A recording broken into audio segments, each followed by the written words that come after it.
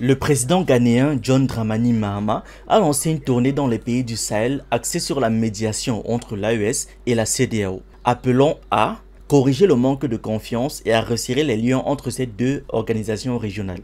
Lors de sa visite officielle à Bamako au Mali le 8 mars 2025, Mahama a mis en avant l'importance de rétablir des relations apaisées et respectueuses entre l'AES et la CEDEAO, soulignant que le dialogue et la coopération sont essentiels à la stabilité et au développement de l'Afrique de l'Ouest. Le Mali, le Burkina Faso et le Niger, unis depuis le 6 juillet 2024 au sein de l'AES, avaient annoncé leur retrait de la CEDEAO en janvier de la même année. Cette décision, qualifiée d'irréversible par les chefs d'État des trois pays, faisait suite à des divergences profondes avec la CEDEAO, notamment en raison de l'ingérence de puissances étrangères, de l'absence de soutien dans la lutte contre le terrorisme et des sanctions imposées par l'organisation sous-régionale. Malgré ces tensions, le président ghanéen a insisté sur la nécessité de restaurer un dialogue digne et respectueux entre les deux entités.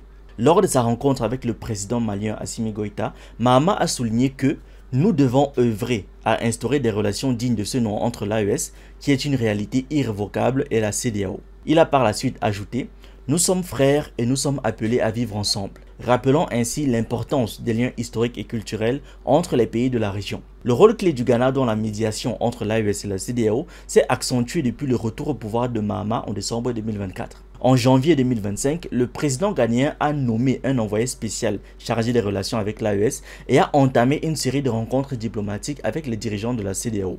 Le 26 février 2025, il a rencontré Omar Alieu Touraï, président de la commission de la CEDEAO, pour discuter des moyens de rapprocher les deux blocs régionaux. Mahama a également exprimé son espoir que les pays membres de l'AES réintègrent la CEDEAO. Lors d'une visite en Côte d'Ivoire le 5 mars 2025, le président ghanéen, aux côtés de son homologue ivoirien Alassane Ouattara, a souligné qu'il est toujours possible de ramener nos pays frères à la maison, en faisant référence à un éventuel recours des membres de l'AES au sein de la CEDEAO.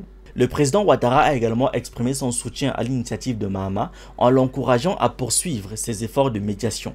Nous vous faisons confiance, Monsieur le Président, pour qu'à l'occasion de vos entretiens avec ces pays frères, vous puissiez les convaincre de rester dans la CEDEAO, a déclaré Ouattara. Ce soutien mutuel illustre la volonté des leaders ouest-africains de maintenir une cohésion régionale malgré les divergences actuelles. Dans le cadre de ces efforts diplomatiques, John Dramani Mahama a entamé une tournée dans les pays membres de l'AES pour plaider en faveur d'un dialogue continu et d'une coopération renforcée. Après sa visite au Mali, le président ghanéen prévoit de se rendre au Niger, puis au Burkina Faso, dans le but de rencontrer les dirigeants de ces pays et d'examiner les possibilités de restaurer des relations harmonieuses avec la CEDEAO. L'objectif de cette tournée est de promouvoir un dialogue ouvert, constructif et respectueux entre les deux blocs sous-régionaux en vue de créer des conditions propices à la stabilité et à la coopération régionale. Le Ghana, en tant que médiateur, joue un rôle crucial dans ce processus, cherchant à surmonter les divergences pour renforcer la solidarité et l'unité des pays ouest-africains en dépit des défis géopolitiques et sécuritaires auxquels la région est confrontée. Les efforts de John Dramani Mahama pour établir un dialogue respectueux et constructif entre l'AES et la CEDEAO s'inscrivent dans une démarche de rapprochement et de coopération régionale visant à renforcer la stabilité et la sécurité de l'Afrique de l'Ouest. En encourageant un climat de confiance et de respect mutuel, Mahama espère que les divergences entre les deux organisations pourront être surmontées et que les pays de la région pourront travailler ensemble pour relever les défis communs, notamment ceux liés à la lutte contre le terrorisme et à la gestion des crises politiques. Merci d'avoir regardé cette vidéo. N'oubliez pas de liker, de partager et de donner votre avis en commentaire. Vous pouvez aussi nous suivre sur nos différentes plateformes Facebook, YouTube, TikTok et surtout sur le réseau social africain d'Iba World, disponible sur Android et iOS. Pour ceux qui le souhaitent, vous pouvez aussi rejoindre notre communauté WhatsApp. Tous les liens utiles sont dans la description.